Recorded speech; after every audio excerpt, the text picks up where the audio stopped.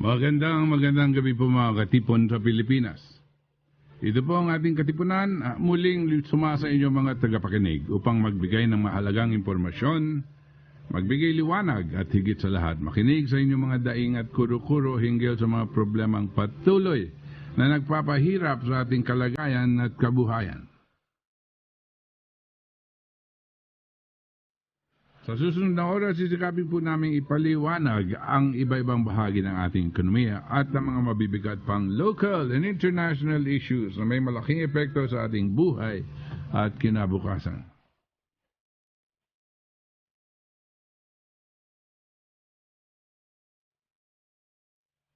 Ito po ang inyong katipon na si Butch Valdes, kasama ang iba pa nating katipon dito mula sa Save the Nation Movement. Narito po sila Cathy Cruz, nandito din si Ver, at meron tayong long lost kaibigan sa Save the Nation. Mamayang konti mag-greet lang po siya sa ating mga kaibigan.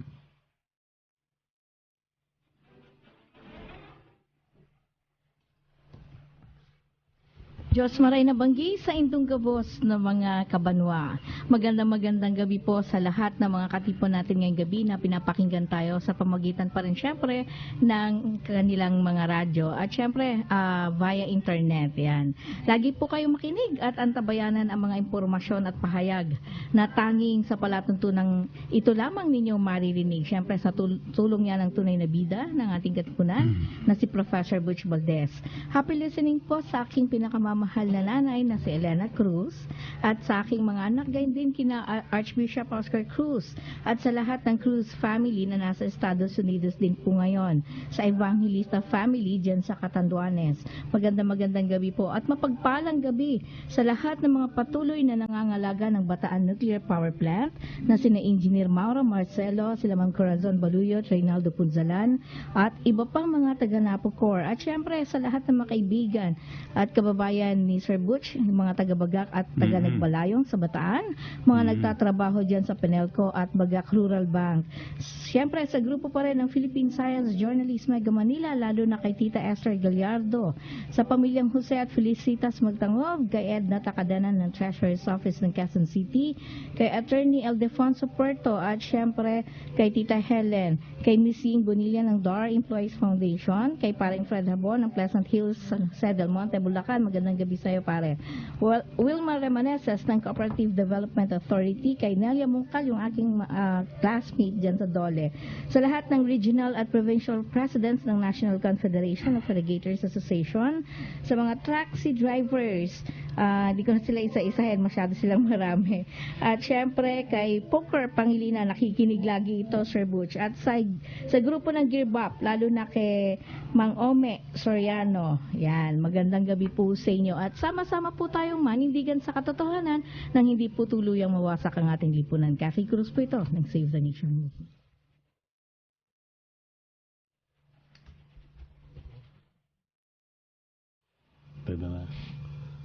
Si Jun Kines to, bumabati ako sa mga taga-tatalon, mga kaibigan ko.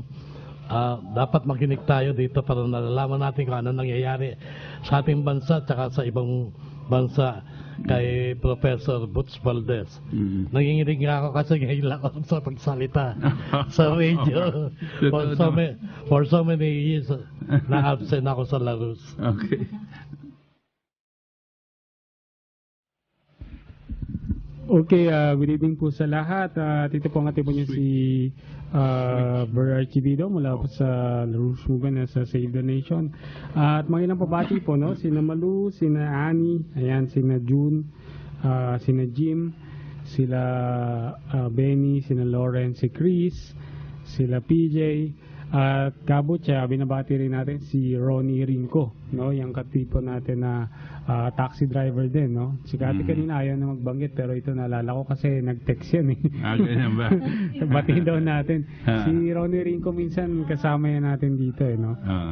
At ayan, at sa lahat ng mga nagte-text, maraming mga taxi drivers, pati na rin yung mga nakikilala ko dito sa Uber tsaka sa Grab Taxi na nakikinig din sila. Magandang gabi po sa inyong lahat. Ayan, magandang gabi sa inyo at sama-sama po tayong matuto. Ay, wag din natin kalimutan itong mga kaibigan natin sa mga sandatahan ng Republika ng Pilipinas, no? Those that are in the armed forces, napakarami po pala nilang nakikinig at magandang gabi po sa inyong lahat. Pati na rin sa Philippine National Police, good evening po sa inyo, no? At salamat po sa inyo, sa inyong professionalism, lalong-lalo na po itong mga kakilala natin. Hindi ko na po babanggitin yung mga pangalan nyo. Meron pong mga retired tsaka still in active duty po na mga taong nakikinig, no? Madalas ko sinasabi, hindi ko alam nyo po, dadagdag ko na rin ulit, no? Ang ating dahil hindi po natin nakikita yung kalooban ng Armed Forces of the Philippines, members of the Armed Forces, yan pong mga sundalo natin in all different ranks, all the way up to general, no? Hindi po natin nakikita, kanya we see them only as one, no? Pero sa akin pong pleasant surprise, no? These past few months, I've met with different people from the different services po, Air Force, Navy, Marines, Army, pati na din sa Philippine National Police, no? Ang dami pong mga professionals sa kanila, ang dami pa rin pong mga patriotiko sa kanila. May ilan-ilan, no? Apparently ang nalalaman natin silang nababalitaan natin kasi silang nakakasuhan, no? Sila pong may kaso na graft and corruption at kung ano-ano pang mga kasalanan na ginagawa, no? At yan ang image na ginagawa ng media tungkol dito sa ating kasundaluhan. But a lot of them, no, are still patriots, and I congratulate them, and I'm pleasantly surprised, and I'm very happy to announce to our Filipino listeners and people that we do have substantially, no, the kind of professionalism, the kind of patriotism that we want and we need from the Armed Forces of the Philippines and the Philippine National Police. So congratulations po sa inyo lahat dyan.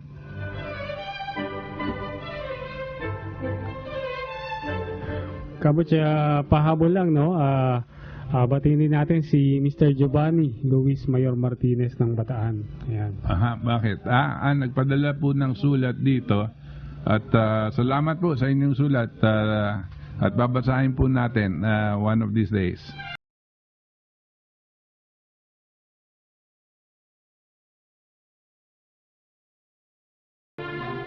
Ang ating po katipunan text for those who want to send their comments, questions, and impressions, ito pong 0917-964-8818. Ulitin ko po, 0917-964-8818. At kung gusto nyo pong sumali sa ating talakayan, our hotlines are 882-2374, 882-2376 at 882-2378.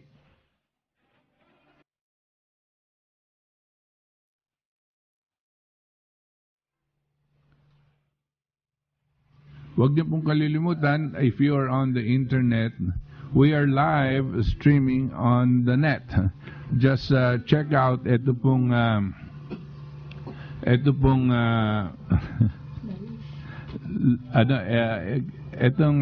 ano na ulit, nakalimutan ko na yung web. Online streaming, ano na yon ulit? Kabut siya ngayon ay pwede silang pumunta sa Google. Oo. Anong i-google nila? Google Apps, no? Sa App Store. Oo. At pwede nilang tingnan yung RMN TV. RMN space TV. RMN space TV. Doon po sa Google. Pasensya na po kayo, nasi-senior moments po ako ngayon.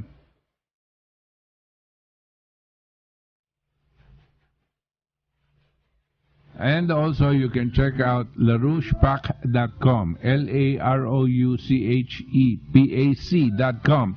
Whatever is happening in the U.S., in Europe, in the Middle East, all over the world, no?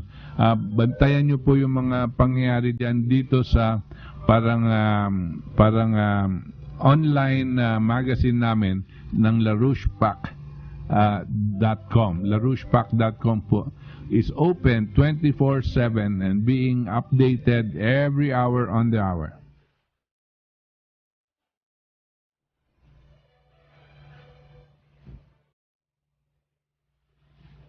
And finally, if you want to send us email, our email address, larouchephilippines@gmail.com.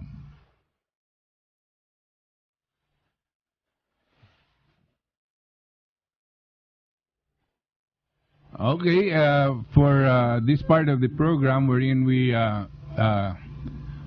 read to you, ito pong isang deklarasyon ng Save the Nation movement. I've been requested to read to you the English version of tatlong agarang hakbangin para sa kaligtasan ng ating bansa.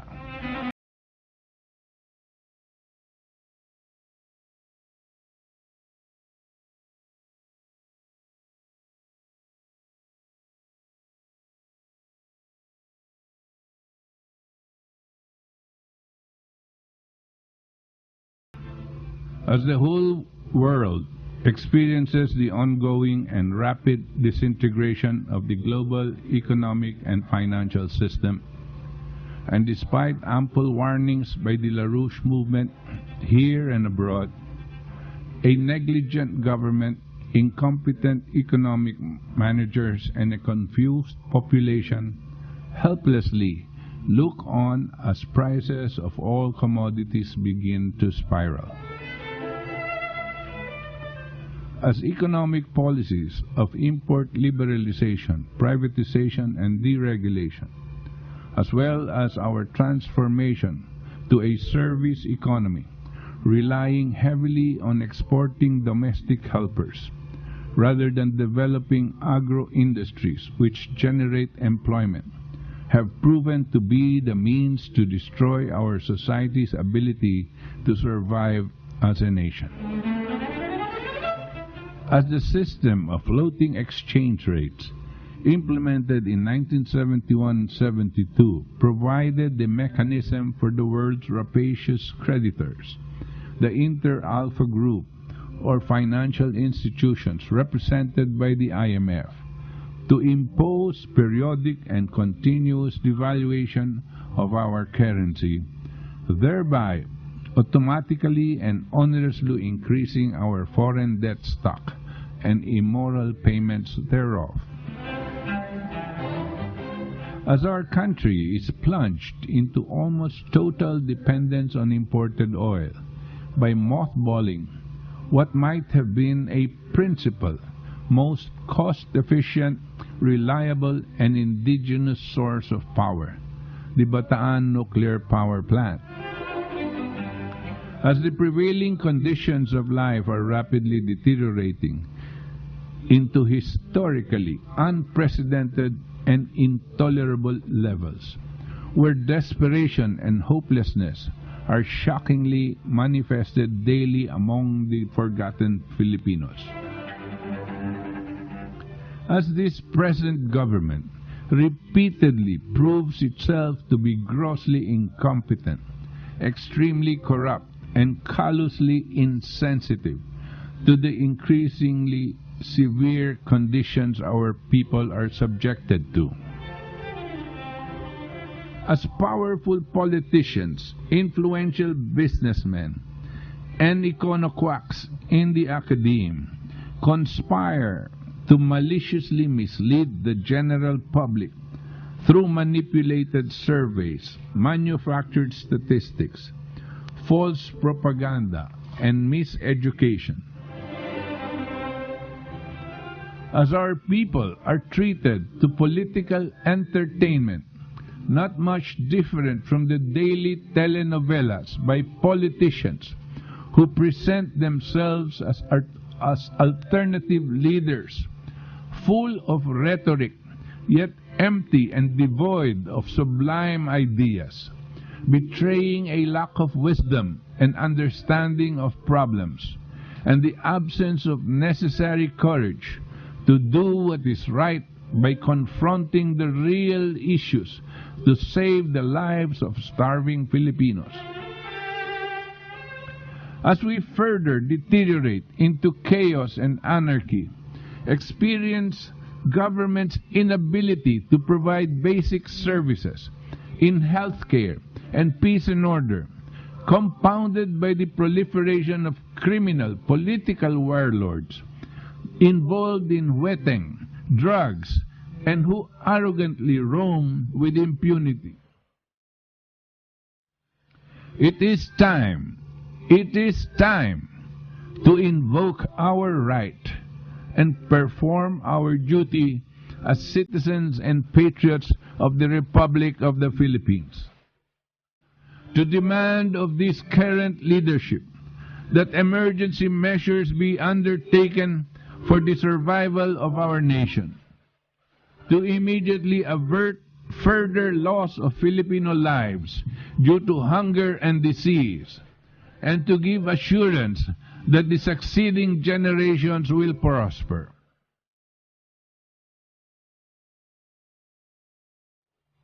To these ends, we strongly propose the following urgent and necessary steps to be implemented immediately.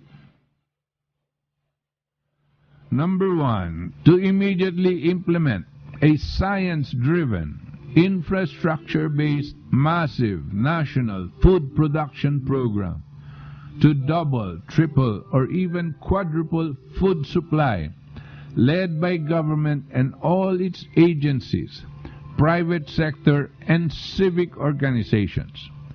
This should take precedence over all other government projects as its primary defense against hyperinflation and death.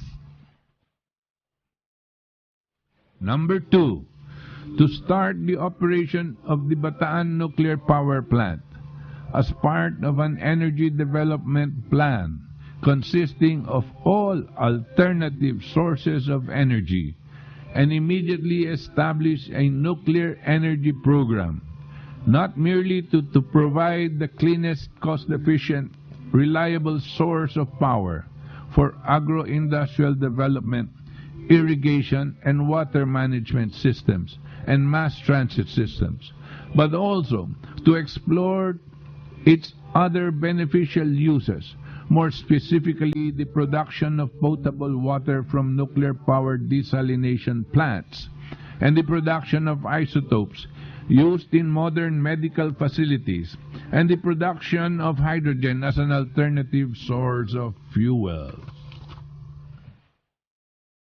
Number 3, to declare a moratorium on foreign debt payments, now well beyond $12 billion per year. Payment of onerous debts, booked and incurred by devaluing our peso, and collected through an efficient implementation of the value-added tax or consumption tax, increasing electricity and water rates, highway toll fees, and prices of all other public utilities and commodities severely affecting the lives of the citizenry.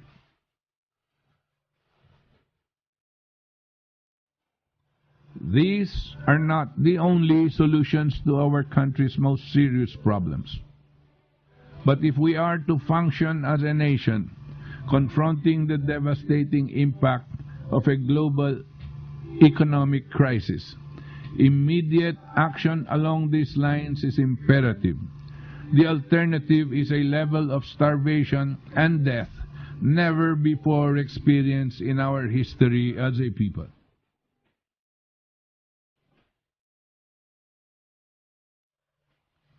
True leadership, it is expected to serve only the interest of its citizens and no one else's. It is expected to convey only the truth and not propagate lies.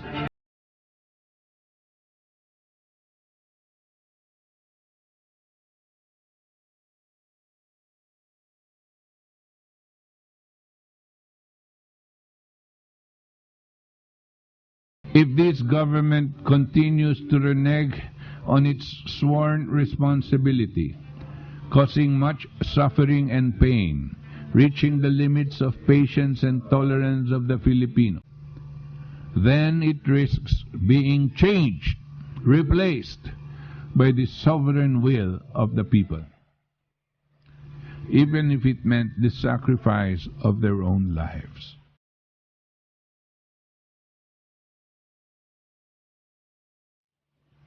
We call on all patriots to join us in fighting the evil which has caused this present malay.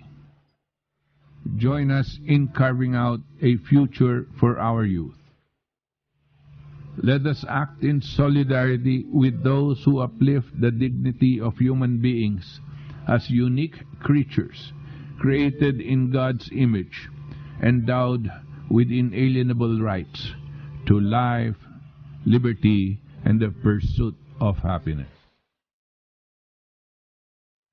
Together, with true patriots of all sovereign nations, let us defeat the forces intent on destroying the human spirit to discover truth. For without it, there can be no justice. There can be no peace.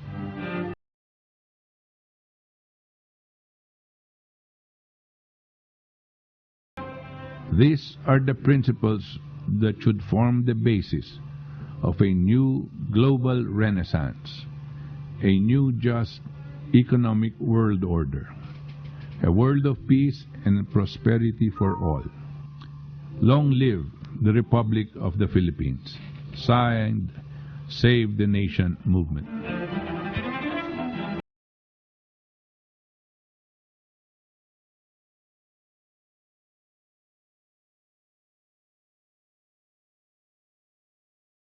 Santos Recto po. Sabi nila, star for all seasons ako. Sabi ko naman, ang tunay na star, yung gumagabay sa kalusugan ng bayan. Gaya ng The Generics Pharmacy. Dala ang dekalidad na mga gamot, maasahan.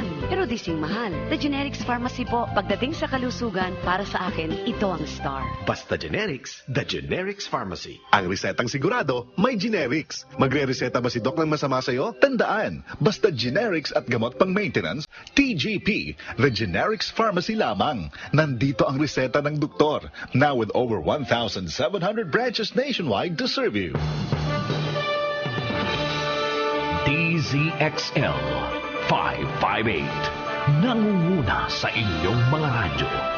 Maaasahang public service. DZXL 558.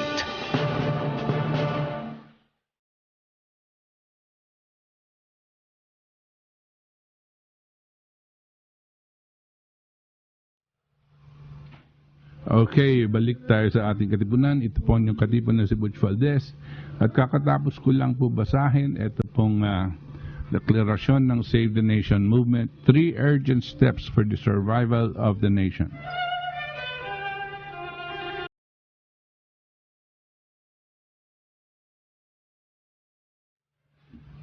Kabot siya, katulad nito na banggit mo sa 3 urgent steps, no? Gusto ko lang ibahagi, no? Kasi nitong week, medyo na-remind tayo nung una nating pagbisita sa Bataan Nuclear Plant, Kabuch, no? Nakita natin itong larawan sa Facebook na pinost ni Itos. I think, Kabuch, ito ay nung 2008, no? 2008 nung una tayong bumisita doon. At ayan, kasama yung grupo. Yung grupo. Kasi bago yung pumupunta na ako doon eh. Yung grupo natin, kasama natin yung Philippine Laroon Society at maging ang atong Surface Philippines. At yan, kasama natin ba nating mga kagrupo mga inhinyero, no? Well, nung una, Kabot, siya nakakamangha, no? Nung pagpunta natin doon at nakakatuwa.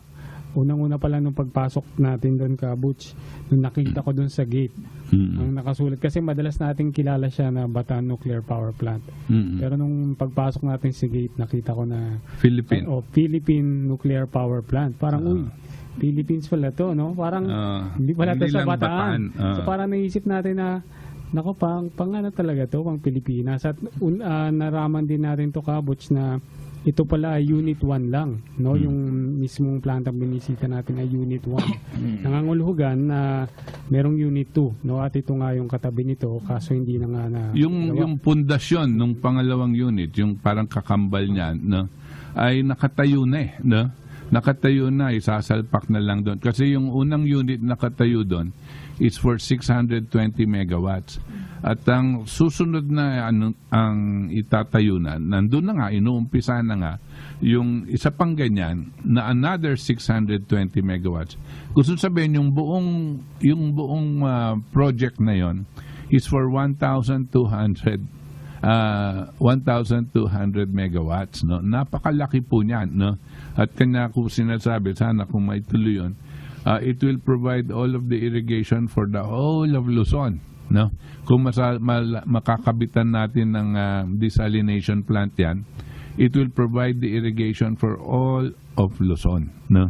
Hindi lang po dito sa Central Luzon, naabot po ng norte hanggang po sa Bicol, kakayanin po dahil magkakaroon po tayo sana ng desalination plant dyan.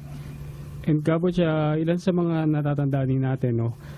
Dito nga sa pagkakwentuhan natin ukol dito sa nuclear plant, ito rin ay parang ini-estimate during that time, late 1980s, no? Kung tumakbo ito ay magsusupply ng siguro almost 20% ng energy requirements ng Luzon, no? So, alam mo yun, kung titingnan mo, pero isang planta lang yun, di ba? Tapos ganun yung kaya niyang i-supply. So, paano kung mas marami pa? Ngayon, Kabot, natatanong natin to kasi nga, nakikita natin masyado na namang umaano yung nuclear power plants worldwide, no? Nandito na naman yung kumbaga yung renaissance niya ulit, no? May kita natin na sobrang daming plantang tinatayo at ito ay kailangan dahil sa talagang pangunahing kailangan ng enerhiya, Kabots, di ba? Yun nga, we are in a renaissance period of putting up nuclear power plants all over the world. Maski na po yung mga sinara nilang nuclear power plants dito sa Japan, dahil nga nangibabaw yung mga demonstrations, yung mga takot, no, dito sa Fukushima. Ngayon po binubuksan na naman nila lahat isa-isa, no, and the government is determined that they cannot survive without the nuclear energy which they are pushing from the nuclear power plants, and they have 54 nuclear power plants. And when they close this down, the economic situation in Japan turned from bad to worse, no, and they were not going to survive. Kabot, nais ko rin banggitin itong isa sa mga panukala ngayon ng hindi panukala kundi talagang layunin ng China, no, ng bansang Tsina sa di ba nababanggit natin dito na kung saan yung pinaplano nilang paggagawa ng tinatawag na New Silk Road, o ito yung land bridge kumbaga, o world land bridge na tinatawag, na kung saan ay pagkokonektahin niya yung buong mundo, buong Asia, no, sa pamamagitan ng maglev train system. Yung Kabot, pinahayag ng China, no, pinahayag ito according kay Sun Qin, presidente ng China National Nuclear Corporation, na kung saan meron tong Belt and Road na tinatawag na mga ruta na to, no, sa iba't ibang mga bansa. Ang tinatarget nilang magawang nuclear power plants by 2030 ay nasa 30 nuclear power plants. At sa that's in 14 years, no? Gusto sabihin 2 nuclear power plants every year. Tama, Kabot. Kanya nga pinuntusan din itong sa kasalukuyan may mga 70 countries ng nagpaplano at gumagawa ng mga nuclear power projects sa kanilang mga bansa. Ang estimate niya nasa 130 nuclear power plants ang magagawa by 2020, Kabots. By 2020. That's only 4 years from now. Yeah. So there will be an additional 120 nuclear power plants all over the world. No? Tama, Kabots. At tayo, paatras. Paalala lang natin kabot sa mga tagapakinig natin, merong nasa 400 nuclear power plants na active ngayon, no? O sa buong mundo. More than 400. More than 400. Well, Sir Butch, yun nga ang nakakalungkot habang sige ang batikos dito sa ating bayan against China. Pero ang China naman, sige po ang pag-develop nila, hindi lang sa larangan ng tinatawag nating kuryente, yang sa pamagitan ng nuclear power plant, kundi sa mas malawak pa nilang sa agrikultura at lalo na sa siyensya. Tayo, Sir, napag-iiwanan tayo tapos... At ang ating inaano yung mga superficial, tsaka nagpapaudyok tayo dito sa mga kalokohan na ginagawa ng mga kano sa atin. Inuudyokan tayo para harapin itong Tsina, kala mo kalaban. Basta ang alam ko po, hindi po ako malapit yan sa mga Chinese. Pero ang alam ko, sa kanilang mga pamamaraan, sa kanilang mga ipinapahiwatig sa buong mundo, no? Their answer to a possibility of a global nuclear war is global development, no? At lahat ng ginagawa nila ngayon, masigasig po silang agad-agad nagbibigay ng tulong sa mga nangangailangan ng mga iba-ibang bansa towards development po, towards infrastructure development, yung mga tren, yung mga nuclear plants, yung mga water systems na kinakailangan ng mga iba-ibang bansa, ready po silang tumulong dahil sa kanilang palagay, pag merong nagtutulungan sa global development, no, global economic development, mawawala ang isip ng mga iba-ibang bayan papuntang gera. This is the answer to a threat of a thermonuclear war. However, meron pa rin mga tao nagpupumilit itong ilagay ang buong mundo sa isang sitwasyon na gera, no? Bakit? Kasi sa palagay nila, pag hindi sila nagpumilit ng gera, mawawala ang kontrol nila na dating hawak nila itong mga bayan na ito. At ayaw nilang umunlad itong mga bayan na ito dahil pag umunlad na sila, hindi na natin kailangan ang kanilang tulong sa kabuhayan. Makakatayo na tayo sa ating sarili. They do not want this. They never intended for this to happen. Kanya nagkakaroon po ngayon ang krisis sa buong mundo. Meron po tayong caller, si Tony Valdes ng Quezon City. Hello, good Yes. evening, Magandang gabi, Professor, sir. good evening. Oo. Ang tanong ko lang... Pakiano lang yung radyo mo, bukas na naman.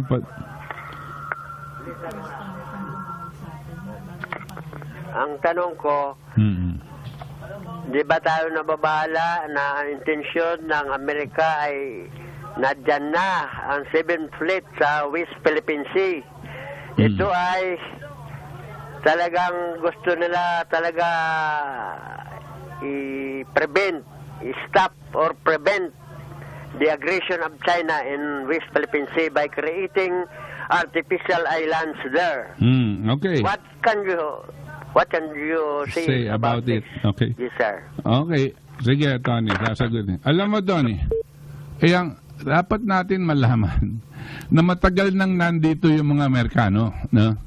2012 pa lang, no? Beginning of 2012, sila mismo ang nag-anunsyo na magkakaroon sila ng Asia Pivot.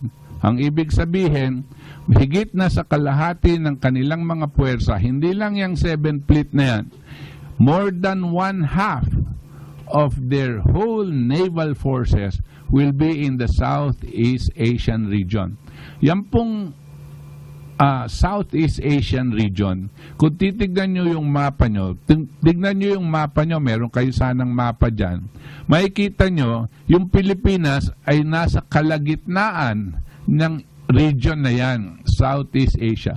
At dito po nila linalagay yung kanilang mga sandatahan. Nandyan po sa atin ang kanilang aircraft carrier paminsan-minsan dyan malapit sa ating katubigan. Nandyan po din yung kanilang cruisers. Nandyan din po yung mga 10 nilang mga submarines. Paano natin alam yan? Paminsan-minsan po, lumulutang yan at naggagarahe dalawa, kuminsan 3 dito sa Subic dahil kumukuha pa sila ng mga supplies at nagkakaroon ng RNR yung mga sundalo nila, pumupunta sa mga nightclubs at binibigyan nila ng konting good time, pinapabayan nila mag-good time. Matagal na pong nandyan yung mga yan. At bakit siya nandito sa ating katubigan, sa ating bayan? Nandyan nga ngayon sa atin, sa EDCA, meron ng mga US military installation sa loob ng ating mga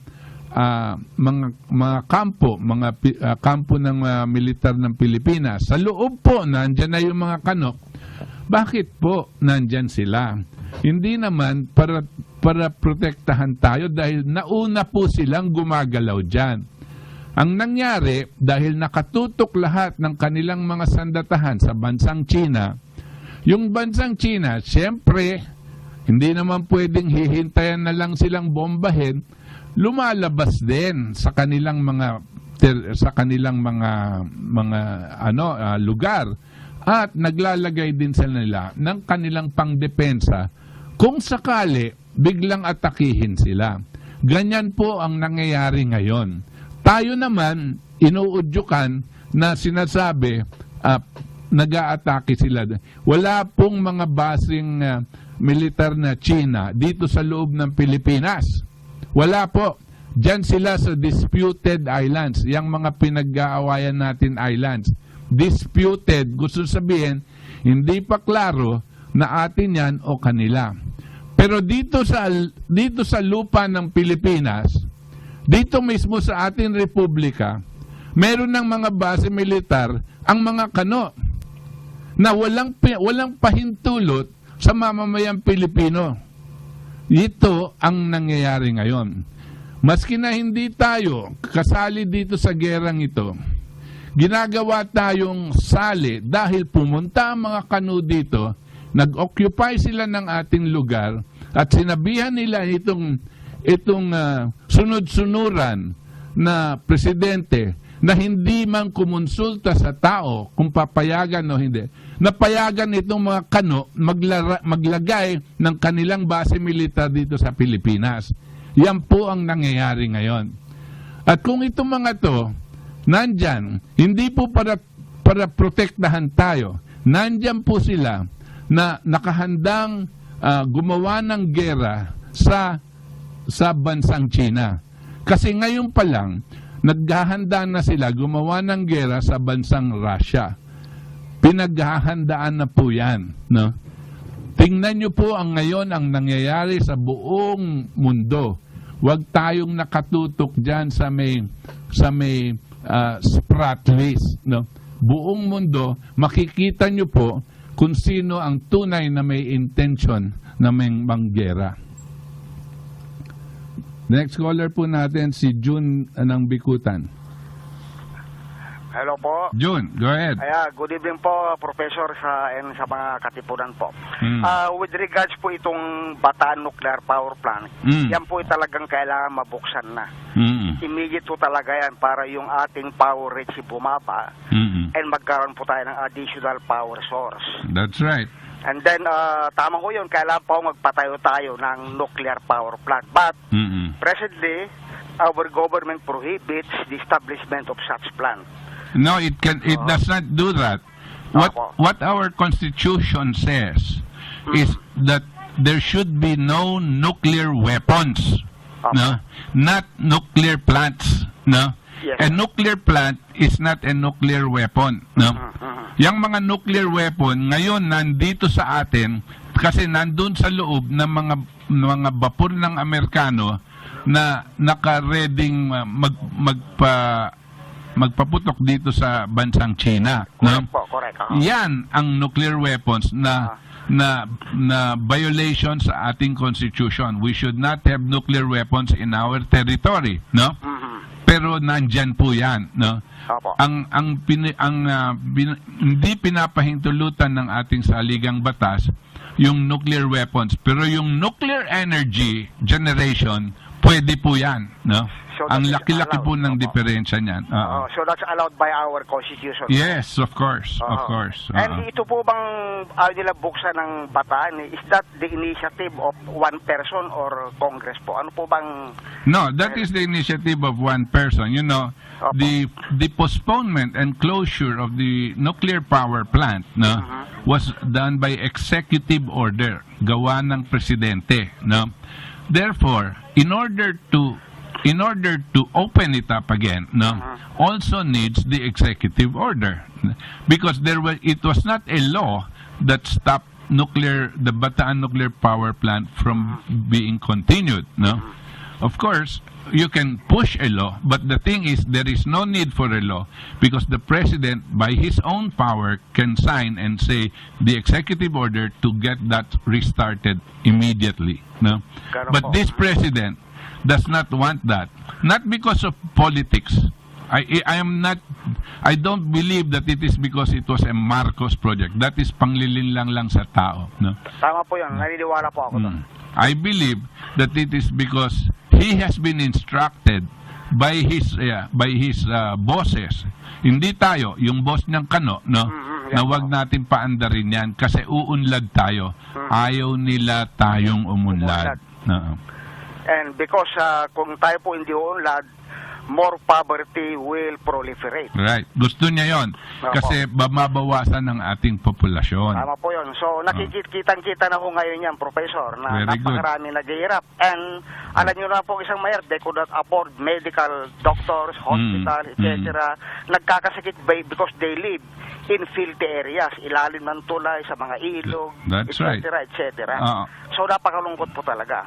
And ang alam mo, sinasadya yan, they call that depopulation. No, to depopulate your country means to use different means.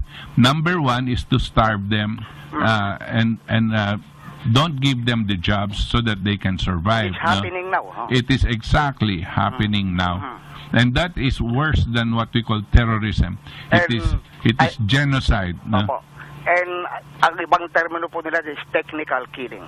Yes, well. So, yan po. And then, ito pong Spratlys Island na under disputed po ngayon. So, siguro, somebody in the government will take the initiative na to negotiate with China and to establish there a nuclear power plant dun sa lugar na yan. Yeah, well, maganda nga sana yan. Pero kailangan kausapin po natin. Pero etong si Noynoy, sumusunod siya sa Kano, na wag nating kakausapin, no? Mas gusto na pumupunta daw sa korte, yung Court of Arbitration. Pero yung Court of Arbitration naman, kontrolado ng mga Kano, di ba? Bakit naman po sama dyan yung mga incheck? Ang dapat po nating gawin dyan, hindi lang tayo makipag-usap sa China. Ang dapat po nating gawin dyan, lahat ng mga talagang stakeholders dito sa West Philippine Sea o China Sea, katulad ng Vietnam, katulad ng Malaysia, at pati na rin yung Brunei, pati na rin yung Taiwan, no? Magsama-sama tayo, punta tayo sa isang conference, pag-usapan natin, tayo muna, meron tayong mga alitan dito at may mga claims. Pero nasasayang yung lugar. Ba't natin hindi pag-usapan kung anong economic benefit mapapasukan natin maski na mag-joint venture tayong lahat para ang kanilang mga bayan makikinabang. That's correct. Without surrendering our claim. Tama po yan. Dapat, makikiisa tayo dyan, magnegosyo tayo dyan, hanapin natin ang benepisyo sa mamamayang Pilipino. Pero wag natin ipapamigay yung claim natin, no? Diyan sa lugar na yan dahil sa ating palagay talagang atin yan based on the law, right? Ngayon, tingnan mo yung ganyan approach. Ibang-iba yan dito sa Sabah na binibitiwan ni Noynoy. Yang Sabah, klarong-klaro atin yan kasi meron tayong historical documentation that it is ours. Not only that, we prove that it is ours because Malaysia continues to pay us rent, no? On that Sabah. If they are paying rent, siyempre, yung may-ari ang binabayaran, hindi po ba? Tama po yan. Klarong-klaro yan. Pero pinapamigay ni Noynoy yan, no? Pinapamigay nila sa Malaysia yan, no? Para kung ano man yung gagawin nila sa BBL, hindi ko alam. Pero wala siyang pahintulot sa mamayang Pilipino na pamigay yan Sabah. Yang Sabah, yan ang dapat natin ipaglaban, no? Etong disputed islands, pwede natin pag-usapan, pero hindi lang ng China. Lahat tayong mga 5 bayan, pwedeng wag natin isali dyan ang Kano, tsaka mga British, kasi panggulo yung mga yan. Nang-iintriga lang yung mga yan. Yung mga Western imperialist ka nga. Right. So, gano'n nga Professor, itong Sabah talaga, binitawan yan. And according to him, RMN is a failed experiment. BBL is another failed experiment pag yan nag-realize yan. Of course. I believe on that. Naniniwala ako talaga. Very good. Sige, John. Opo, Professor, and thank you po for your... Maraming salamat din. Bye-bye po. Another caller po natin, si Jack De Jesus ng Parañaque. Magandang gabi sa iyo, Jack. Hello, Yes. Good evening, Butch. Good evening. Eto kasi nung isang gabi, nanonood ako ng TV, nagising ako mga between 11 o 12 in the midnight. Nakita ko nag-flash sa BBC na ang Navy warship ng Nokor is nandito sa Subic. Ngayon, na hinold ng Philippine government. North Korea. Oo. So, eto ngayon, nakikialam ang Amerikano. Dahil gusto nang i-release, parang nakikialam ang Amerikano. Well, alam mo yan, ang detalye niyan, hindi ko alam ko na merong balita ng ganyan na hinold down ng Pilipino itong ship dito, no? Palagay ko inudyukan na naman tayo ng Kano, no? Yun na nga eh. Pero meron talagang sanctions ang United Nations kasi itong North Korea kamakailan lang nag-testing ng kanilang nuclear capability to nag-fire sila ng rockets, nagte-test sila na kung gaano kalayo aabot yung rockets nila o gaano kataas yung mga ICBM, ganyan, ano? Ayaw ng Amerikano yan. So, ginawa nila dito sabi nila, threatening yan, nagpapakita na nakahanda silang manggera, di ba? So, sabi ng Security Council ng UN, bawal yan. Siyempre, yung mga nasa Security Council, karamihan nung kalaban talaga, no? Yung mga hawak din ng mga Kano, no? So, etong vapor nila which is a merchant ship, it's not a battleship or anything that has guns, but it is a merchant ship. It is for cargo, no? Na nandyan sa Subic kasi open tayo pinapabayan natin pag meron tayong ino-order o kaya meron tayong ine-export, dumadating itong mga vapor na ito, lino-load natin kung anong ine-export natin, di ba po? Ang ginawa ng Pilipino, hinol dyan, no? Alam nyo, dapat mag-iisip-isip sila dahil, again, naiipit na naman tayo dito sa alitan ng North Korea tsaka Kano. No? At saka meron pa isa, Kabuts. Inamin ni John Kerry na nag-fail ang negotiation niya kay North Korean President. Na nag-fail nga yung peace talk nila. Tapos pinlas din sa CNN yun. Ngayon, may nadulas na isang broadcaster na the America is prepositioning their weapon of mass destruction too.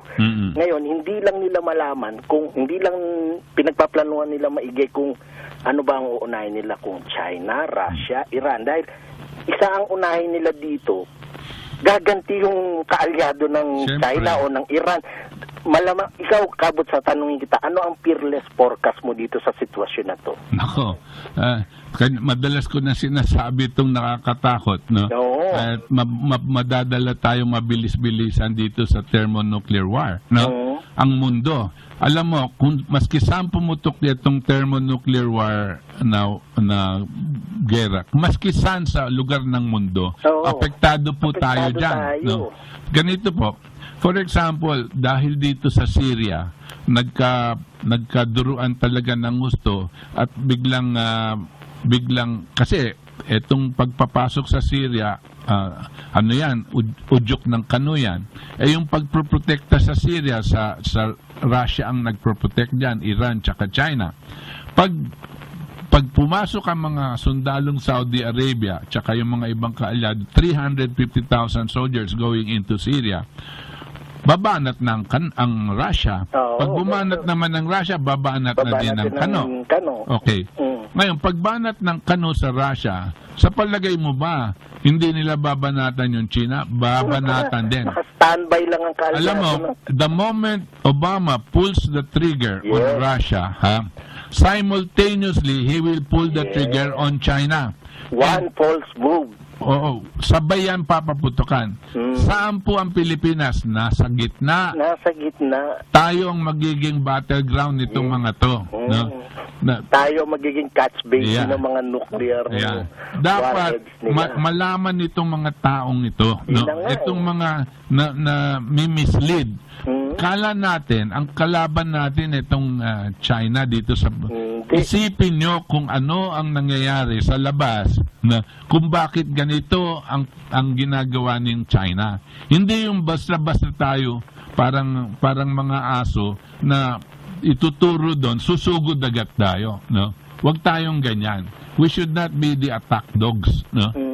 We should think like human beings and look for a way so that we can prevent ourselves from getting involved in this, or do the greater thing. Do everything in our power, no matter how small we are, do everything in our power to stop a world war. No? Yan po ang dapat nating gagawin. No? Kaya nga yung kasabihan ng colonial mentality, hindi totoo yun. Dahil puppet tayo ng Amerika. Sigurado. Siguradong puppet. Tutang-tuta. Kumbaga tayo yung pinopront. Tapos sila lang yung, ewan ko, Kabut, kung saan pupulutin ng Pilipinas kapag pumutok yan. Tsaka yung mga anak natin, wala nang kinabukasan. Yun pa nga Kabut. Kaya yung mga good or bad na nuclear power plant dito sa Pilipinas kung itatayo, mas mabuti pa, wag na, dahil anytime puputok na Hindi. Talaga nagkakainstad na Alam nyo, dapat wag tayong mawala ng focus. No? Development is the answer to war. No? So, ang direction natin, development. At the same time, we're doing everything to try to prevent war. No? Kaso nga, Kabuts, ikaw ba naniniwala na ang Amerika naglagay na rin dito ng mga nuclear thermal nila, yung mga nuclear warhead, di ba? Lahat yan meron na. Sa tingin mo ba, Kabuts, hindi yun alam ng Russia, hindi yun alam ng China? Alam. Kaya, di ba, alam yun, kaya bago pa ilabas i-interceptin na yan. Pero, alam mo, we are dealing with human beings. They might be crazy, but they're still human beings. Yes. Eventually, if we have to keep our faith with our fellow human beings. Alam mo, ang tao, meron siyang innate, meron siyang inherent nature, na pagmamahal sa kapwa-tao. So, yung kasamaan, yung kasamaan nandito lang sa mga liderato, At saka ang China, matagal na nating kasama, 19 kopong-kopong. Oo nga. Pero yung karamihan ng sangkatauhan, mababait yan at tama mag-isip, Ngayon, nasa atin po ang talagang power to stop these leaders, including our leader, including this leader we have right now, to stop him, from creating the conditions to put risks in the lives of 100 million Filipinos. Kasi nga, Kabuts, naniniwala ang presidente ng Pilipinas na nakaalyado natin ay superpower. They are not superpower anymore. It's not that Maski na superpower sila, buhay ng Pilipino yan Sino ba nagpaintulot sa kanyang itaya yung buhay natin? Di ba? Ha? At yung mga ganyan, sira ulo. Yan. No? Tama. Sige. Sige. Maraming salamat sa iyo. Jack tapos na ba si Jack? Yung ba si Jack? Si Rereng. Magandang gabi si Rereng. Magandang gabi, Kabut. At sa lahat ng Save the Nation. Medyo lilis ako sa pinag-usapan nyo, nakakatakot. At sa akin kasi, yung iniisip natin, kahit anong gawin natin dyan, puputok yan eh. Kaya sa akin, hindi, huwag kang ganyan. Hindi, Kabut, ang inihiling ko na lamang sa isang katauhan, panalangin, talimtim na panalangin. Siyempre, kasama yan. No? Kung kasi, talagang tanging makapangyarihan Diyos lamang makapipigil niya, kundi niya pahintuluto, hindi mangyayari kahit anong gawin ng mga yan eh. Alam mo, kasama yan, yan panalangin. Kung si Manny Pacquiao, bago lumapad, bago niya gulpin yung kalaban, nagkukurus pa rin, di ba? Kasama talaga yung, kasama din talaga yung ako natawa, Kabut, yung kagagawan niya ng namumuno sa atin, dito ko sa talagang mapipigil natin yung ginagawa ng SS. Nakita mo, doon sa 2,000 hinihiling ni Colmenares para ibigay sa mga kamukha naming pensioner, malulugi daw ang SS. Pero hinihiling nila ng bonus na napakalaki, hindi malulugi ang SS. Ako dyan ako. Pero tungkol sa nangyayari, manalangin tayo ng taimtim. Yun lang, maraming salamat, Kabut. Okay.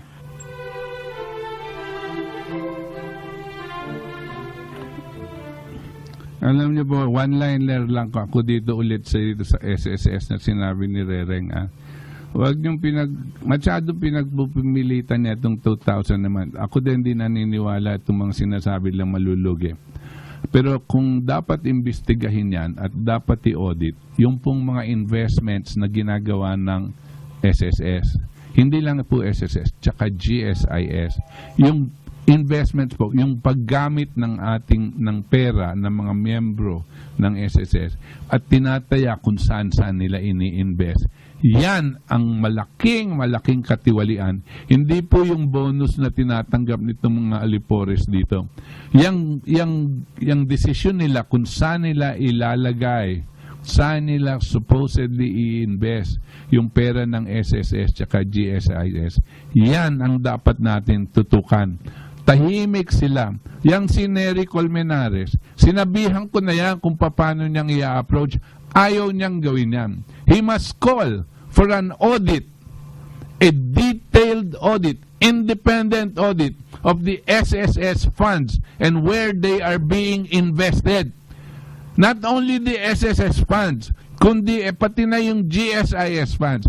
Pera po ng mga miyembro yan. Pribado ang may-ari niyan. Pero ginagamit po yung perang yan at linalagay sa mga investments at nabibigyan sila ng komisyon. Yang mga taong yan nabibigyan ng bilyon-bilyon po ang pinag-uusapan natin. But none of these guys are calling for a detailed, complete demand the audit, no? Detailed, complete audit of the investments of these institutions.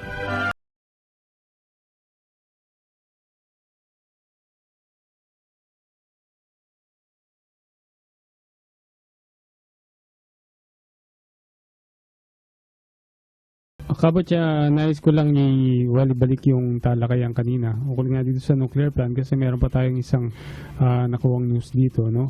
Ito, Kabut, ay mula naman sa yung bansang South Korea. No? Na madalas natin na tinitingnan na parang kung natuloy yung atin, no? Kung natuloy yung nuclear plant natin, malamang ganito na tayo.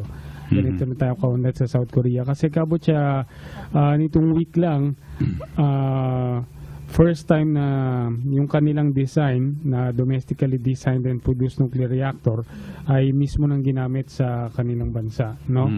At Kabut, yung 4 na reactors or nuclear reactors ngayon ay kasalukuyang ginagawa nila, Kabut, sa United Arab Emirates, no? At by next year, Kabut, yung estimate ay tatakbo na yata yung isang planta, no, sa UAE. At kabot siya, ito nga... And yet, these are all countries that are producing oil. Tama, kabot. Tapos maglalagay pa sila ng nuclear. Paano? Alam po nila na mas mahusay po yung nuclear kaysa doon sa oil. At kabot siya, ulitin ko lang, 4 na nuclear reactors ang ginagawa nila dyan. No? Sa United Arab Emirates. At ito yung nung 2009 pa nagsimula. At ito nga, next year. Tayong isa-isa natin, ayaw pa natin pa-under it. Sus Mariosep. Talagang it's not ignorance, it's not incompetence. It is willful genocide. Sa aking pong paningin, talagang willful genocide because they know that opening up the nuclear power plant is going to save lives.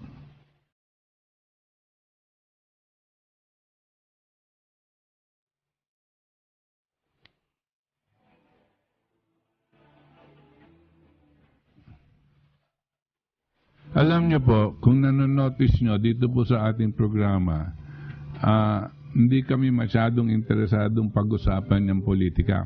Lahat po ng pinag-uusapan natin dito, katulad nitong sa energy, nuclear, ito pong the threat of a thermonuclear war, no?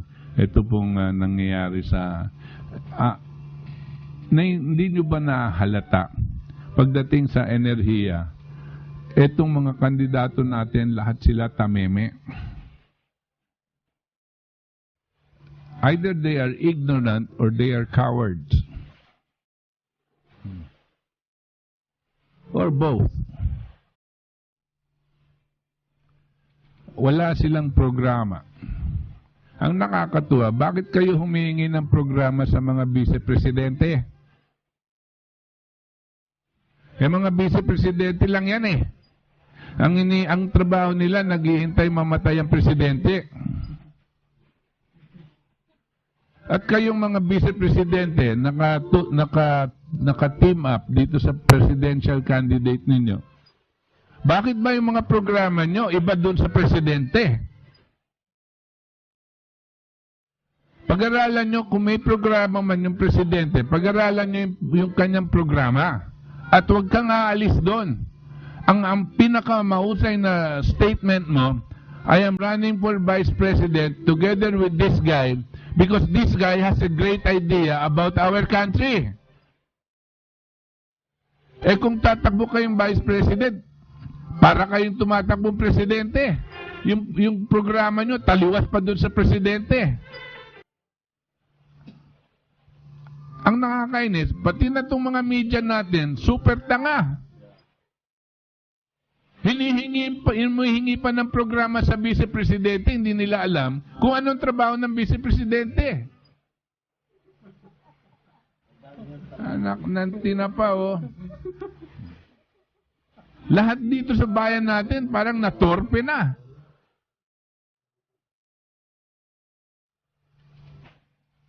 Parang, alam mo ang tumatakbo? Siguro, 12? Presidente at saka vice-presidente, kanya-kanyang programa. Kanya-kanyang pautot.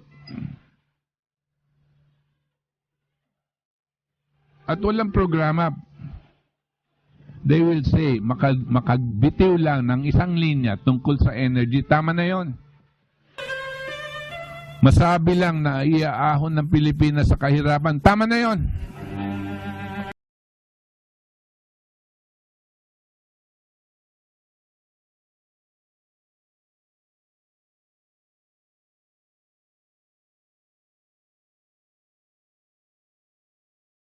Sir, kamakailan lang ay nabasa ko rin sa internet yung bansang Iran. Sinasabi nga po nila na 70% ay matindi talaga yung kahirapan po sa bansang Iran. Well, ito lang po yung nakakalungkot, pero sa kanilang bansa, inamin talaga na ganito kataas yung kanilang kahirapan na nararanasan. Pero sa ating bayan, kahit na naghuhumindig yung katotohanan, Sir Butch, na talagang hirap ang buong bayan, talagang deny to death talaga sila.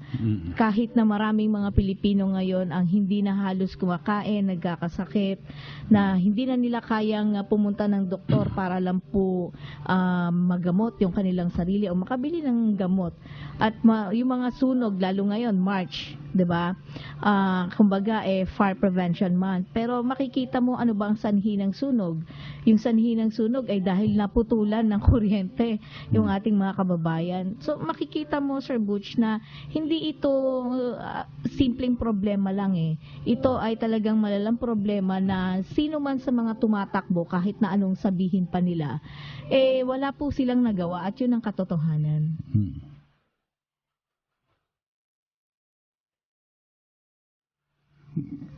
Ako po, wala akong kinikilingan na kandidato kasi president or vice president. Pero at ayokong maalis sa taong bayan ang pag-iisip na lahat ng dinadanas nating kahirapan ay ngayon nakaano sa presidente itong si Noynoy Aquino. Ang tunay na nangyayari sa atin ay hindi itong 7 or 6% growth rate na sinasabi na. Yung growth rate na yan, taliwas po yan sa tunay nangyayari katulad ng sabi ni Cathy. Araw-araw po na tumataas ang halaga ng bilihin. Gusto sabihin mas konti ang nakakain ng taong bayan. Araw-araw po na tumataas ang halaga ng kuryente. Gusto sabihin ganyan na rin po ang mga namamatay na taong bayan sa ating lipunan. Hindi na natin kailangan pong pakita yung patay sa harap nila. Ang kaisipan po natin, alam natin na yan ang nangyayari. Yung hirap po ay walang biro, no? Kasi ang sasabihin mo, imbes na 3 kutsarang kanin ang kakainin mo, 1 na lang, malaki pong bagay yan sa iyong kalusugan. At hindi po tatagal, tatamaan ka ng sakit. At pag nagkasakit ka, wala kang perang paggamot at maaga kang mamamatay. Yun po ang layunin nitong presidente natin at ang ating kasulukuyan na gobyerno. Ang nakikita ko din po, ni isa dito sa mga kumakandidatong presidente, maski na vice-presidente, ni isa sa kanila, walang bumabatikos kay Noynoy Aquino. Walang nagsasabi na kasalanan nitong sinungaling na ito kung bakit ganito ang sitwasyon ng ating bayan ngayon. Walang nagsasabi niyan. Takot na takot sila na baka gamitin ang PCOS machine sa kanilang kalaban. Ganyan na rin si Mar Rojas. Alam niyo po, ang pandarayang gagawin po nitong pamahalaan na ito ay not necessarily for Mar Rojas against everybody. Ang hinihintay nitong mga kandidatong to kung sino ang bibindisyonan ni Noynoy Aquino. Lahat po ng taong bayan alam na merong dayaan. Harap-harapan po sinasabi nila, hindi namin kayo bibigyan ng resibo. Harap-harapan gagawa sila ng paraan para hindi natin malalaman at masusundan yung boto natin. Garapal, kapal talaga. Sa harap-harapan sinasabi namin sa iyo, sinasabi ng COMELEC sa atin, dadayain namin kayo. At wala kayong ibang magagawa dyan dahil kami ang COMELEC. At kami din ang nasa poder. Dadayain namin kayo at wala kayong magagawa. Yan ang sinasabi nitong mga ito. Tapos susunod tayo. Sasabihin natin, hihintayin natin. Talagang pag nagkaroon ng dayaan, magrarally tayo at magde-demonstrate. Tandaan niyo po yung sinasabi ko. Ang dayaan, may nandaya, nanalo, at may dinaya, yung sumegundo. Tayo ba ay nakahandang mag-rally, laban, dito sa kung sino man manalo, at para para makinabang sa rally natin yung natalo. Kung pinanalo ng Pecos Machines si Mar Rojas at ang natalo ay si Binay, tanong ko lang sa inyo, kayo ba lahat ng bayan nakahandang mag-rally para makinabang si Binay? Baligtarin po natin. Kung napusuan ni Noynoy Aquino na sabihin sa COMELEC, kailangan manalo si Binay, at gagamitin nila yung Pecos machine sa Pandaraya, at alam naman natin gagamitin nila, kayo ba ay nakahandang mag-rally para magbenepisyo si Mar Rojas o si Po o si Duterte?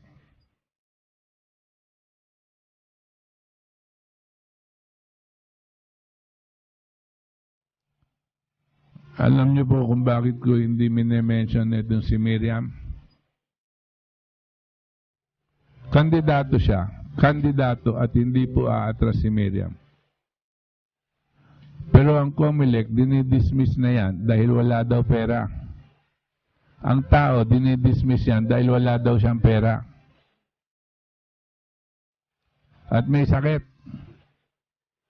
Magsasalita daw, naghihingalo na.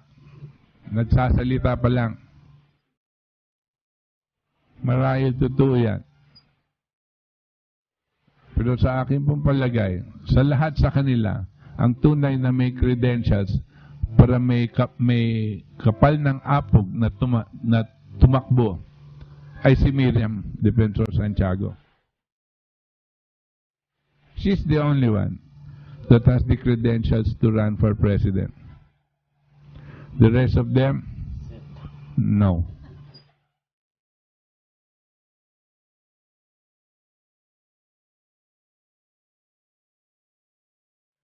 But of course, I'm only one.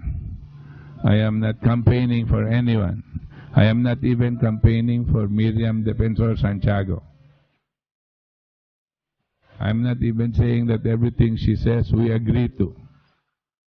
I'm only saying that she has the credentials.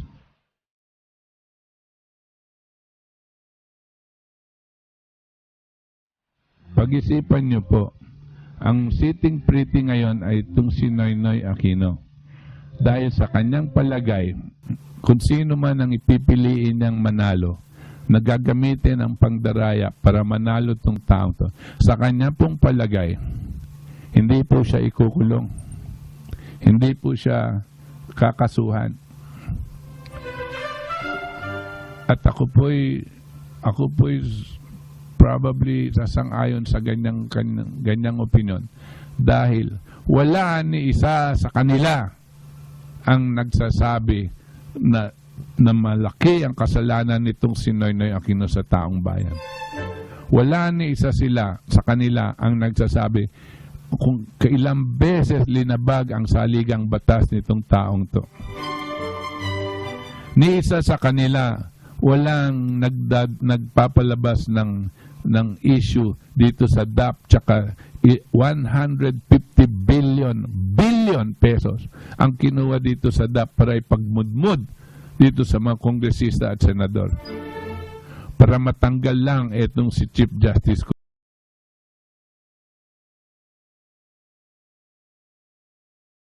At yung mga tumanggap nitong mga to, tumatakbo pa hanggang ngayon. Klarong-klaro tumanggap sila 50 million, 100 million, 98 million. Tumatakbo pa. Yan ang makapal na apog.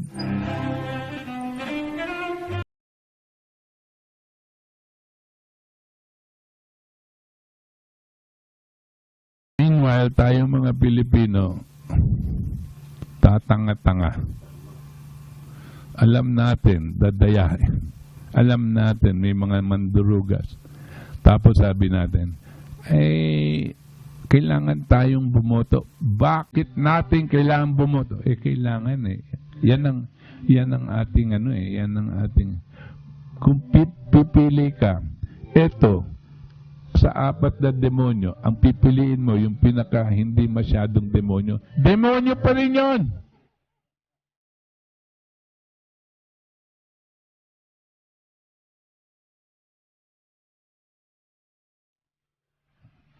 tandaan nyo, itong mga ito, binebenta tayo. Binebenta tayo sa pera at sa hangad nilang magkaroon ng posisyon. At ngayon, sa dadating na Semana Santa, tandaan nyo, si Judas, binenta niya si Jesucristo for 30 pieces of silver. Itong mga ito, matagal na po tayong binebenta. Matagal na tayong binebenta nitong mga taong to. At wala silang konsyensya. Lalong-lalo na itong nakaupong ito. Walang konsyensya. Mas gusto nyo pang mamatay tayo. Mas gusto nyo pang maramihan ang mapatay na. Para mag-improve yung kanyang mga statistics sa GDP. Yan lang ang hangad niyan. Taong yan. May kapansanan yata talaga sa pag-iisip.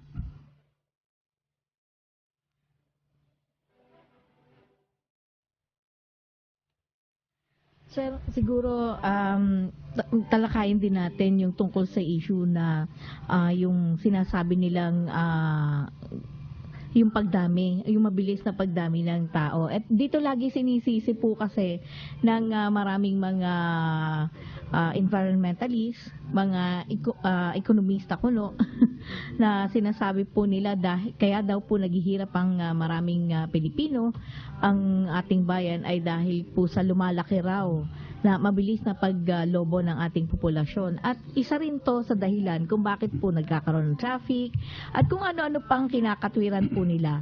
Ang nakakatuwa lang, Sir Butch, bakit lagi nilang ibinubunton doon sa tao, lagi ang problema? Ang mas nakakatuwa, Kati, ba't tayo naniniwala sa mga ganyan? Exactly. Yan ang medyo mas but alam natin kagaguhan niya sinasabi nila.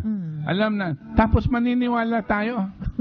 Bakit? Ekonomista yan Sus Mariosep, porque ekonomista kuno siya, magsasabi siya ng kasinungalingan, dahil ekonomista siya, paniniwalaan mo. Pero ikaw mismo, alam mo na hindi totoo yung sinasabi niya.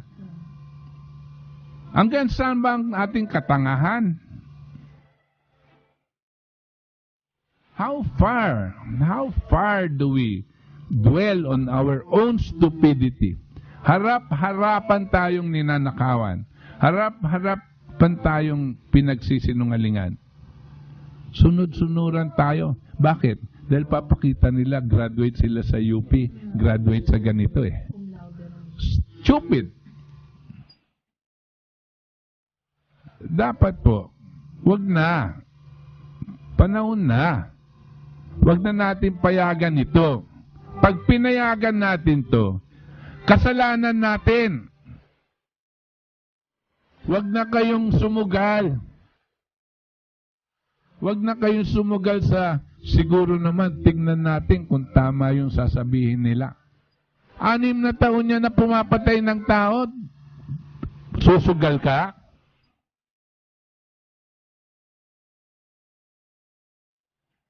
Isusugal mo ba yung buhay ng anak mo sa taong may duda ka sa kanyang intensyon, may duda ka sa kanyang kakayanan? Isusugal mo ba ang buhay ng anak mo? Siguro buhay mo isusugal mo. Pero yung anak mo, isusugal mo ba? Hindi ako sira ulo, sir. We will not gamble with the future of our children. We want sigurado. Ito dapat. Dapat ganito. Ito yung tama. Yan binabasa mo, Kathy. Yan deklarasyon natin. Yan ang tama. No? Now, kung meron mali dyan, di sabihin nila, etong mga kandidatong to, ni isa sa kanila, takot magsabi ng ganito Takot manindigan. Takot sila sa foreign debt moratorium. Takot sila sa nuclear. Takot din sila sa food production. Bakit? Ang gusto din nila mamatay ang mas maraming tao Kasama kasi silang lahat dyan na ang problema ng bayan, overpopulation. Hindi underdevelopment. That is the problem with these stupid candidates. They think that we are overpopulated. despite the fact that we are underdeveloped.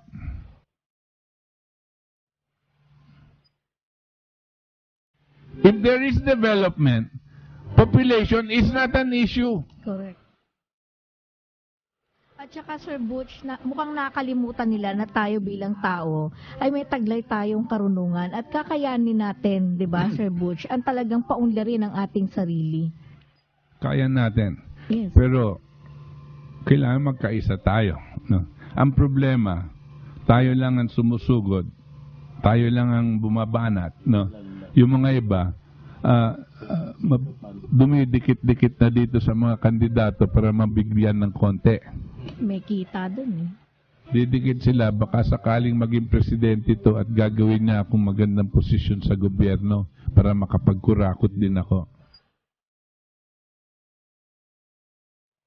Tapos yung mga iba, takot manindigan.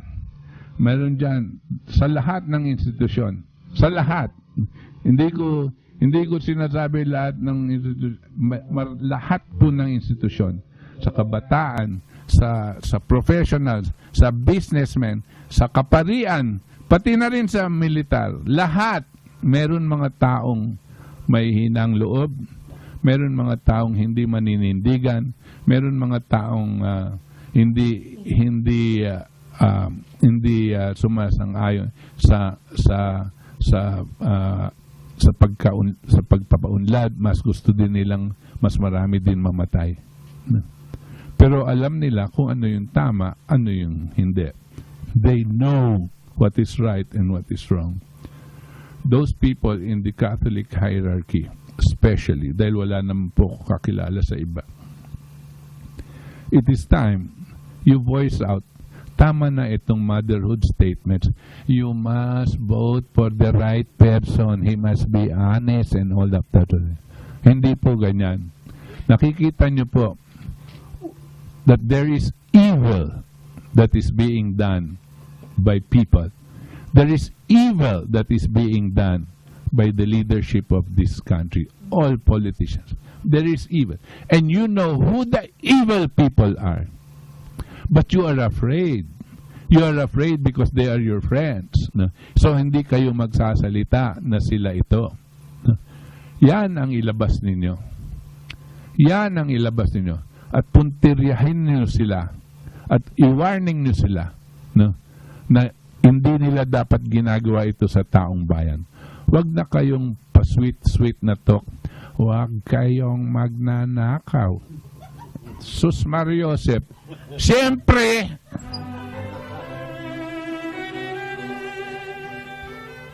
anong klaseng salita yan? Alam na po namin na bawal ang magnakaw. Ba't hindi kayo manindigan sa buhay ng tao? Alam nyo, gumagawa ng paraan itong mga nasa gobyerno para malawakan ang pagpatay nila sa populasyon. Ba't ba hindi nyo alam yan? Bobo ba kayo? Kala ko ba genius kayo? Kala ko ba nag-aaral kayong mga dyan sa kaparian? Kala ko ba kung saan universities kayong naging magagaling? Hindi nyo ba nakikita what depopulation means?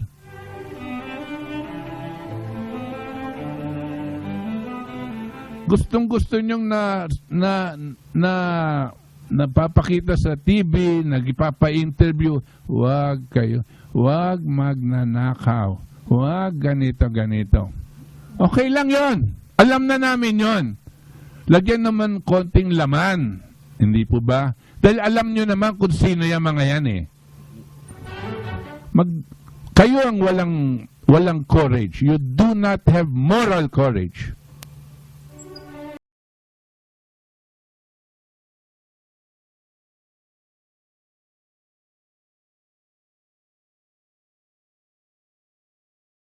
Because you're comfortable in your perch na hindi kayo nababahiran ng mga kritiko.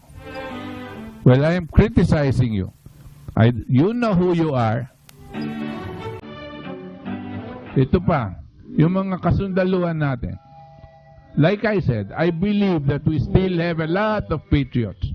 A lot of of professional soldiers. A lot of people who really love their country. No. But you must understand the grave situation that our country is in. Napakalubha po ng ating sitwasyon ngayon. Kung kayo mismo ang mga kasundaluhan, huwag na kayong pahintay-hintay, naghihintay ng itulak. Huwag na kayong hihintay sa tao. Kung kayo talaga ay may prinsipyo, gagawa na kayo ng paraan para isalba ang bayan natin.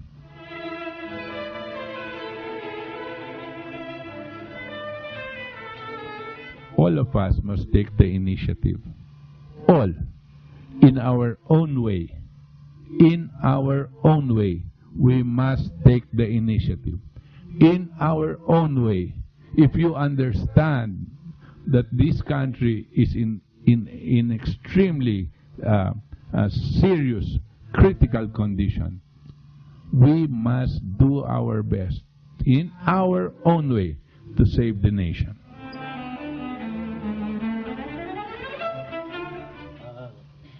Mr. Boots, ano ba yung federal form of government? Is it okay sa bansa natin? At isa pa yung climate change ni Lauren Legarda, nadidinig ko sa iba-ibang stasyon. Alam mo, Jun, ang dapat natin bigyan ng pansin yung substance. Huwag na natin isipan itong mga form. Form is nothing if you don't have the substance. We must understand, we must be thinking first. Understand what the country is going to do to save itself. Wag magpapalit ka ng from polo shirt to t-shirt. Ano ba yon? Maganda. Yung nasa loob ang importante nung binibihisan mo. Federal form, parliamentary form, what's that? What is that? Nothing. If those that are inside are corrupt, are dishonest, it does not matter what form of government we finally decide.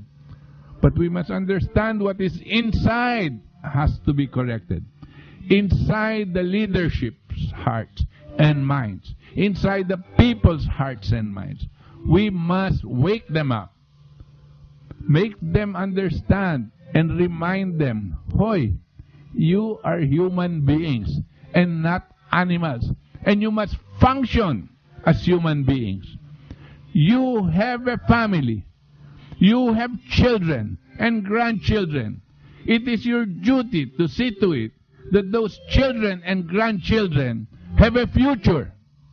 If you don't act yourself, it is your fault. Not the president's fault, not the senator's fault. It is your fault because you did not act.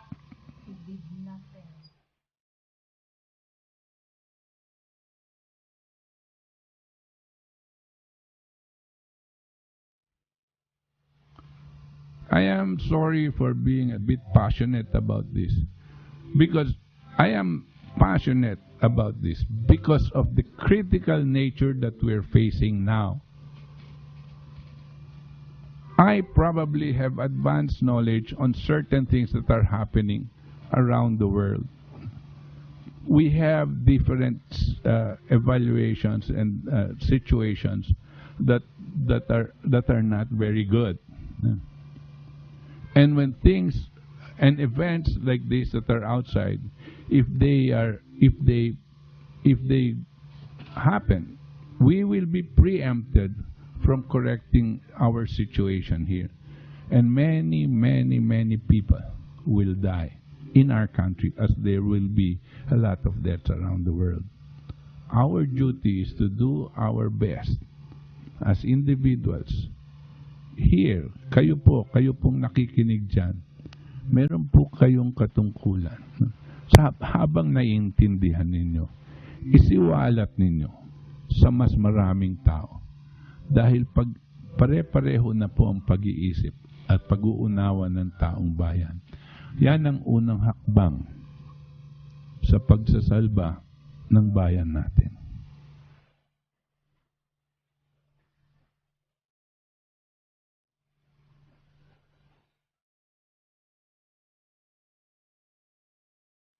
Okay, it's time to read the text messages sent to us by our listeners. Their opinion is not necessarily ours, but we reserve the right to read them to the public in the interests of freedom of speech.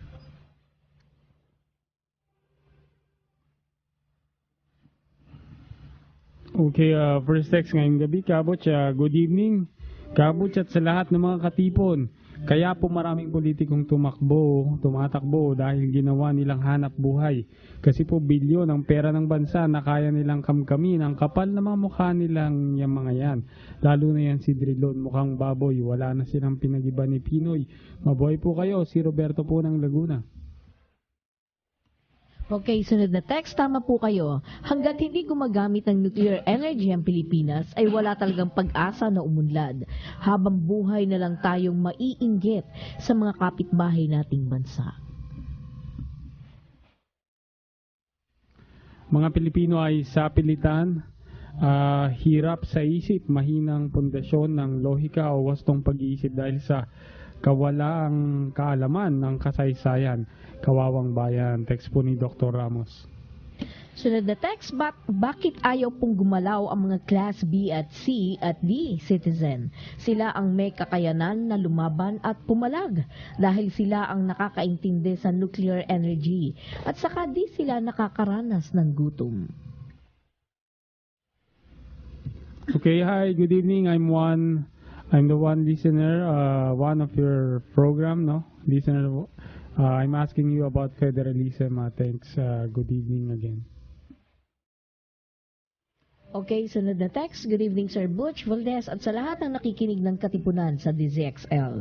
Sa darating na eleksyon, sana si Miriam Defensor Santiago ang dapat nating iboto at manalo bilang susunod na Pangulo ng Pilipinas para masibak at makulong agad ang lahat ng mga magnanakaw sa gobyerno at hindi na makabalik sa pwesto kahit kailan at para masolusyonan ng korupsyon, kahirapan at lahat ng problema ng bansa natin.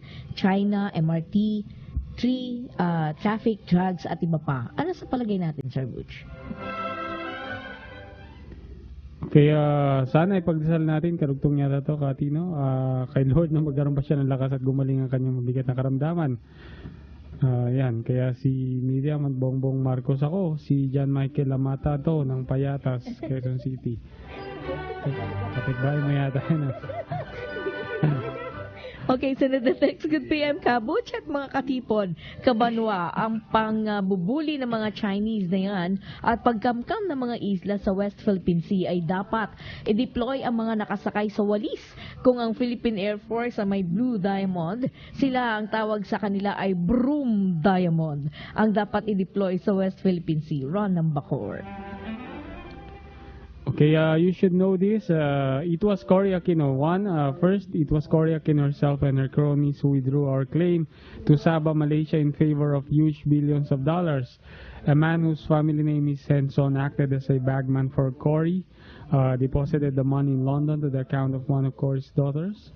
And second, same thing happened to Spratlys Island and Scarborough Shoals. She withdrew our claim in favor of $500 billion that China gave to her, which she split with her cronies. And third, it was Cory's daughter by the name of Balsi Cruz who went to Tokyo, Japan and picked up the check payable to her name, the $700 million, as payment to our embassy property, which was sold by Cory and cronies. Kaya malakas ang loob ng China at Malaysia to claim the said islands as theirs. Mga kababayan ko, ask those senators and congressmen and cabinet secretaries during Cory's time. Okay, please pass this to all Filipinos and friends. Mga kababayan, magising sa katotohanan. Okay, sunod na text. Tanong lang po kung sakaling makulong si Pinoy, saan po ang mas mainam? Sa St. Luke's o sa mental? Salamat.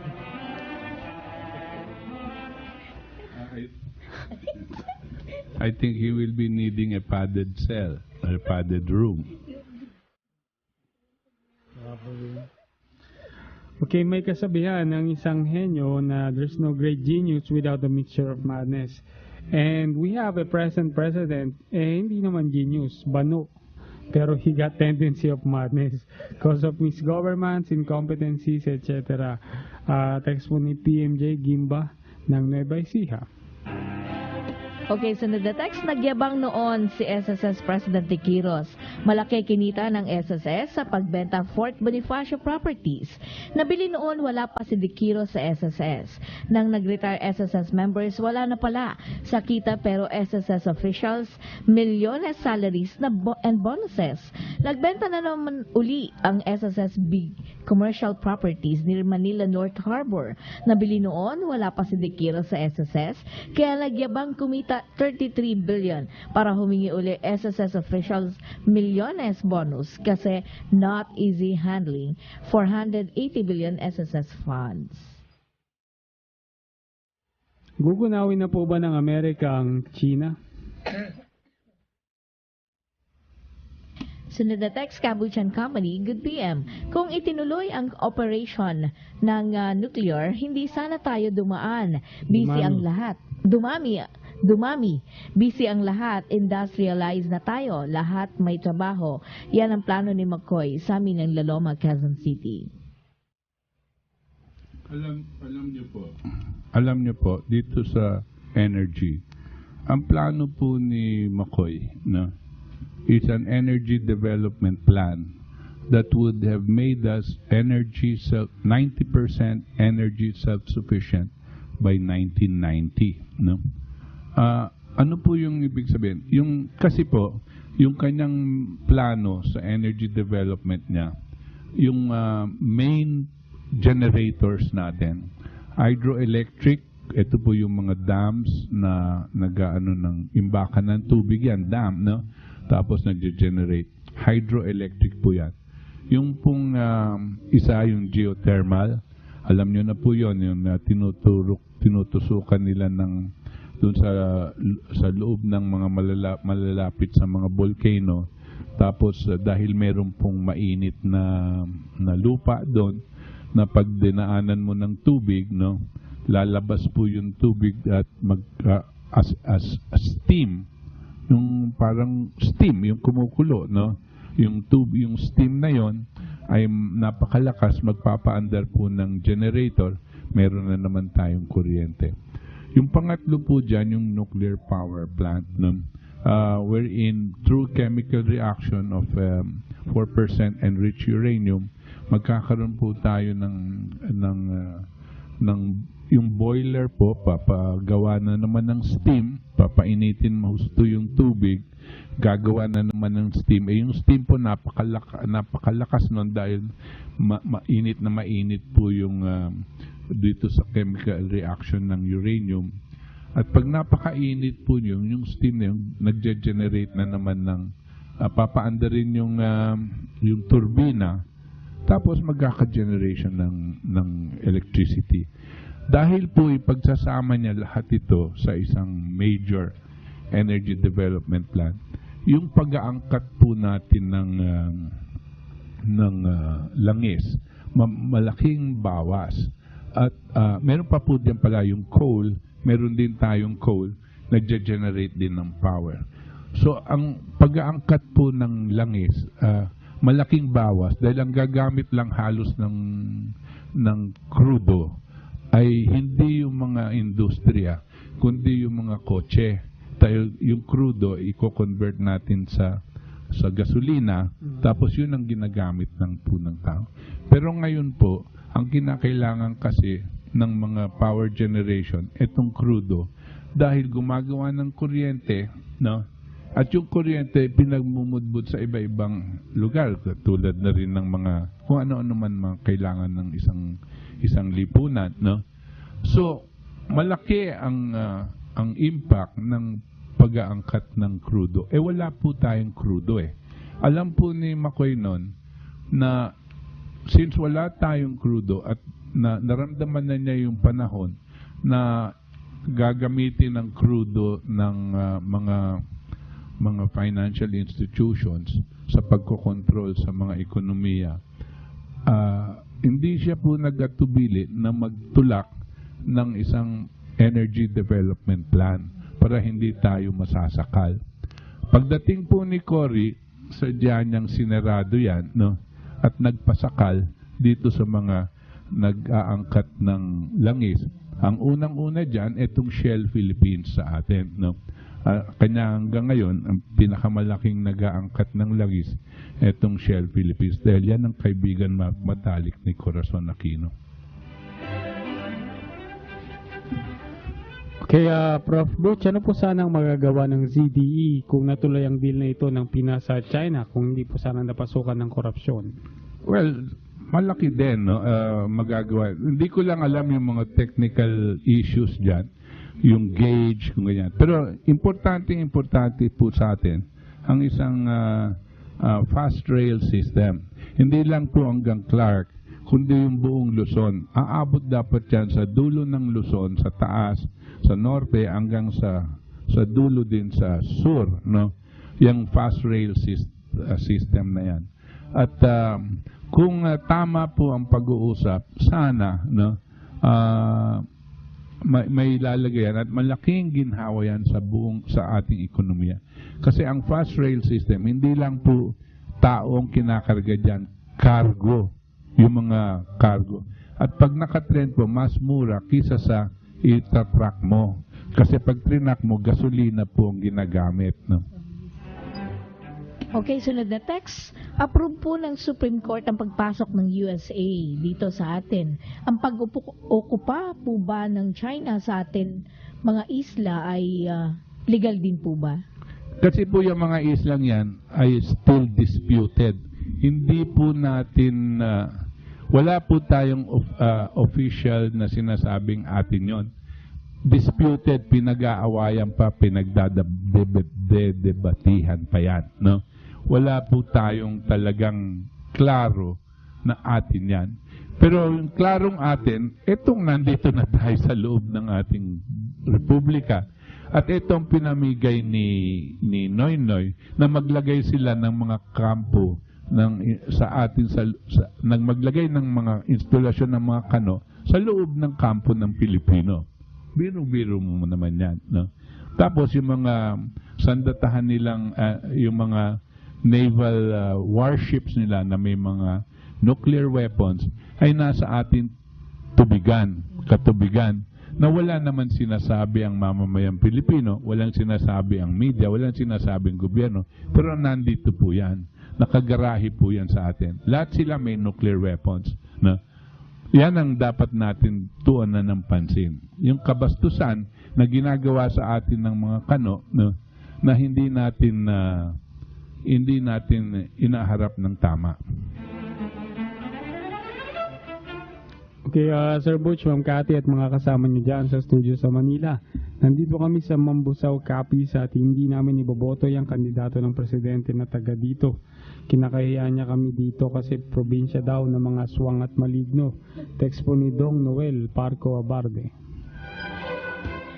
Sunod na text, Katipunan. Good PM po. Noong March 3 sa programa ni Doris Bigornia, tinanong niya si Kiko Pangilinan kung pabor ba siya na buksan ang BNPP. Sagot ni Pangilinan na wag na para magpatayo ka ng bago niyan. From J. Inyon ng Frisco, Quezon City. Napakatanga po niyan, wag yun na lang sana iboto, no? Alam niyo po, ang bago niyan will cost about $7 to 8 billion dollars, and it will take about 7 years to complete. We have a completed nuclear power plant, and to rehabilitate it will cost probably less than 1 billion. Maximum na po yung $1 billion. Kayang-kaya po natin yan, pero hindi po natin gagawin. Dahil ang gusto nitong mga to, mas maraming mamatay na Pilipino. At yung mga sagot ni Kiko Pangilinan niyang katangahan yan. Okay, good evening Sir Butch, Ma'am Cathy and Company. Gustong isa pribado ng isang solon ang SSS sa palagay ko po para makakickback siya. Hindi po kailangan ng mga manggagawa ang isang pribadong insurance system dahil naglipana na ang mga pribado sa bansa na marami ay peki pa. Text po ni Ed ng Bulacan. Kanya po gobyerno ang inatasan mag-manage ng SSS at GSIS. Kanya po gobyerno. Dahil ang iniisip po ng sistema ay ang gobyerno ang proprotekta sa kapakanan ng mga miyembro. Pag binigay mo na naman yan sa pribado sektor, gusto sabihin, naguhugas ng kamay na naman ang gobyerno ng responsibilidad para alagaan ang kapakanan ng mga miyembro dyan, no? Kagaguhan na naman yan. Sunod na text kay PM Sir Butch, Ma'am Cathy and Company. May kasabihan daw na mas mabuti na maturuang mangisda ang tao kaysa pamihasahin manghingi ng isda. Kasi po ilan pong bilyon ang inilalaan ng tuwid na daan para sa 4-piece na panuhol para maiboto ulit ang administrasyon. Wala ba silang alam na gawin para tunay na umunlad ang bayan? Okay, marami pa pong text, maraming salamat po, pero wala na po tayong panahon. So, sa ngalan po ng ating mga katipon dito sa ating katipunan at sa magagaling na staff ng DZXL Radio mo nationwide, kami po ay pansamantalang nagpapaalam at nagpapasalamat na sinamahan niyo po kami ngayon ng oras de peligro ng ating bayan at ng buong mundo dito po sa ating katipunan. Hanggang sa linggo pong muli mga katipon, 7:15 to 9 p.m. Magandang gabi po sa inyong lahat.